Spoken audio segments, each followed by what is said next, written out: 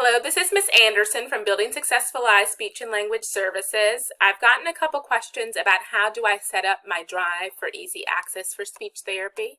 So with your My Drive, you need to have a Google email account so that you can store your speech language materials, and I like to store them by disability area. So for example, I have folders for articulation, back to school, basic concepts, critical thinking, culturally responsive therapy, fall activities. You can see them all there, fiction, nonfiction, following directions, whatever categories you want for easy access. So if I wanted articulation activities, I can store them in there.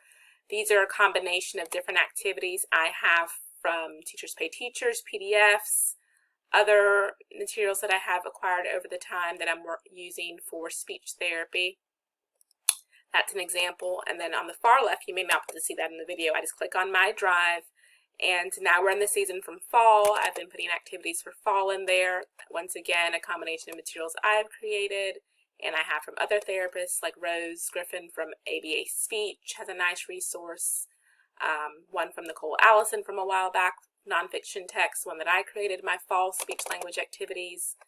And what I do is when I'm going to use the activity in therapy, I just pull it up, and you can just scroll down. This is one to work on fall word associations. I can say, all right, kids, breezy, what's another word that goes with breezy? Farm, what's another word that you think of for farm, right? And they name it. So you just bring it up when you're ready to use the activity. Those are my fall associations. And then there's a worksheet here that you can actually annotate if you're using Zoom. You can annotate right on there. And I have another activity in this set that I like to use a lot. It's towards the bottom here. This is a big bundle. This is a multiple meaning words that has the mats that you can print out. You can say the definitions and say, okay, kids, look at all these words. What word am I describing? And they can tell you the word for the multiple meaning words. And I have another part towards the end that has multiple choice. And it's also, there was a game here, but this part here for multiple meaning words, the kids can just, you read the sentence, choose the correct meaning of the underlined word. I had a ball at my birthday party because all my friends were there. What does ball mean in that sentence? Or what does cap mean in that sentence? There's several of those, and the children are looking for the context clues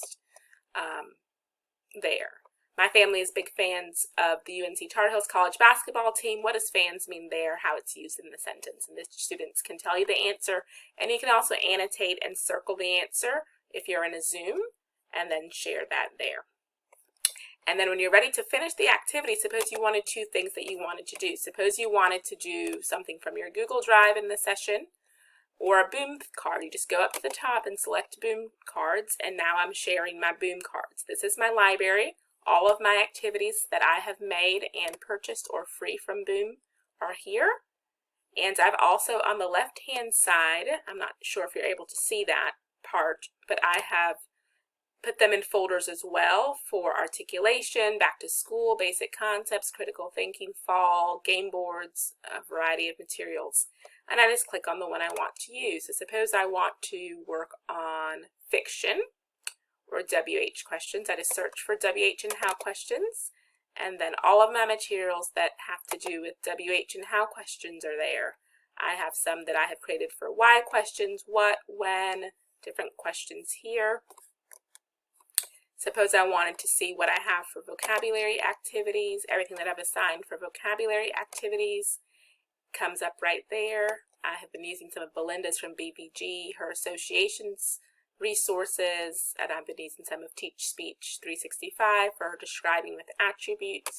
You just click on what you want to use. This is something from Nikki, and you just work on it. This is a drag and drop activity. What category it is. Is it, oh, it's something that is a school supply. What does the pencil do? It writes. What does it look like? Small blue rectangle. What are the parts? The eraser, the tip. Where do you find it? At school. And you just keep on going to the end. Let me go back here and let me show you one of my resources. So right now, suppose I wanted to do fiction stories. I click on that tab. I have lots of fiction stories here.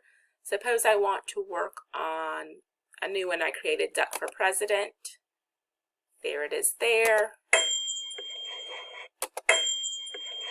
Where's the setting of this story? School, restaurant, farm, store. Oh, I know, it's a farm. Who wore blue jean overalls in the story? Farmer Anderson? No. Try again. Farmer Brown? Yes. And you just go on it. So after you do a read aloud, you just have the kids practice. What do the animals have to do in the story? Paint? No. Chores? Yes. And so forth. So that is how I organize my materials for easy access in Teletherapy. Again, I'm not sure if you're able to see, but basically there's a tab at the far left that says folders and new folders. You just create the tab, and I have categories for all the different areas. And if you click on all, you have all the ones there that you need. Okay, just a short little video. I hope that's helpful for you. And again, if you want to toggle back over to your Google Drive, you just click on it and then you go back to that. Alrighty, have a wonderful day. Thank you.